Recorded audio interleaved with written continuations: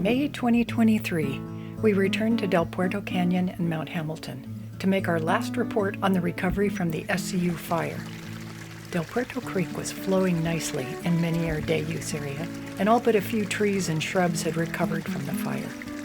Frank Rains Regional Park Chaparral was full of fire-following plants.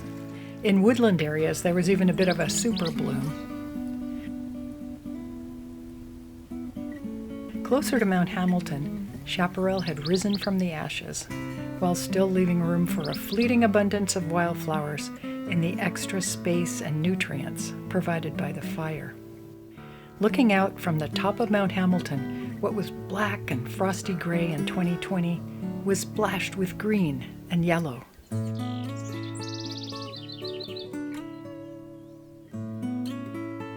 In some places, skeletons left by the fire were surrounded by nothing but splendor.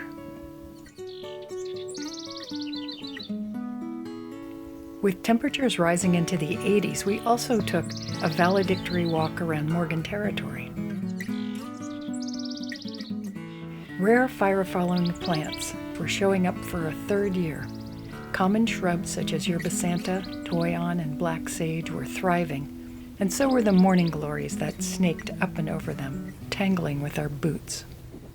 Hope was all around us, in these recovering landscapes, but also in the work people had done to protect them.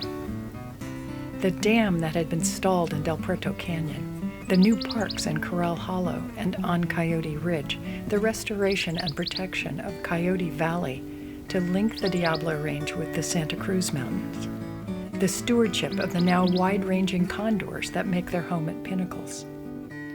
And just as we were completing this film, Save Mount Diablo unveiled an audacious plan to protect the Diablo Range as a whole, an area 5 times the size of Yosemite National Park. This map is the result of our explorations over the last 3 years. In people's minds, this was a blank canvas, but from place to place, a lot has been happening, and a quarter of it has been protected at some level. We have 1,000 stepping stones here in the Diablo Range that we're going to connect together. And the tan areas could be a 200,000 acre national monument. The connection from Mount Diablo to Henry Cove, you can see it happening here in real time. The connection from Henry Cove to Pinnacles, these are all things that are going to happen. And it's 12 different counties as well. And whether you're in the Progressive Bay area or the more conservative Central Valley or the coastal areas with a whole different point of view, different agencies. The exciting part is we're going to be able to take all these tools, work in different areas in different ways, and bring the whole thing together. I love this map for its detail and for all the different canyons I'm going to visit, all the different water courses I'm going to look at that I haven't gotten to yet. But the single most important piece of this map is the area figure over here, showing the Diablo Range as a unified California geographic feature for the very first time.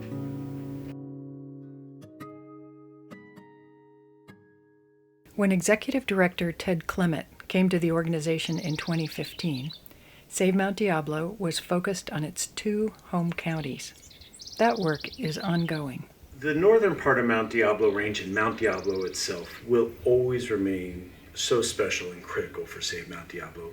That's where we're putting the bulk of our acquisition dollars into the northern part of the Diablo Range and making sure that Mount Diablo always stays connected with the larger sustaining Diablo Range. We're now talking about a massive wildlife habitat corridor that's about 3.5 million acres in size, with incredible biodiversity, things like condors and mountain lions and golden eagles, the largest concentration of nesting golden eagles on the planet, and at the time of the climate crisis.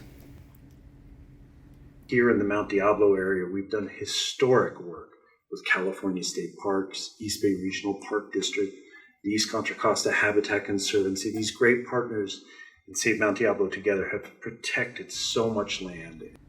But it's been really neat as we've expanded to see that ring of partners grow to create more conservation good in a very challenging time. The state's population inevitably is going to grow, and many people will want their own little piece of the country. Fragmentation for ranchettes, it's eating up huge areas already for a small number of people. And we know that in a critical fire danger area, that's a really bad idea.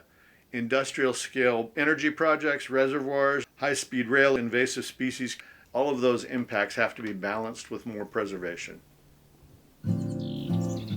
After 3 years, the Diablo Range was well on its way to the healthy recovery we'd hoped for. And Save Mount Diablo was writing a new chapter in California conservation history. We started exploring this area as a result of a fire, and then seeing the resiliency after a couple years of drought with this incredible series of deluges that we've had, and that was super inspirational. There are places like this all over the Diablo Range, and we're just scratching the surface of what it means and how important it is to protect. When I came to the Open Space Authority, I didn't imagine there would be a meeting where Save Mount Diablo would be with the Open Space Authority talking about how to scale up and be looking at landscape conservation over 100 or 200 miles.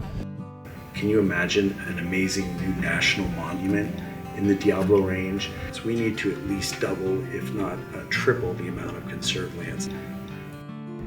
We will come back in 20 or 30 years, and hundreds of thousands of acres of the Diablo Range will have been protected in the meantime, and we won't be at 25% protection in the Diablo Range. We'll be closer to 50% or 60% or 75% like we are around Mount Diablo.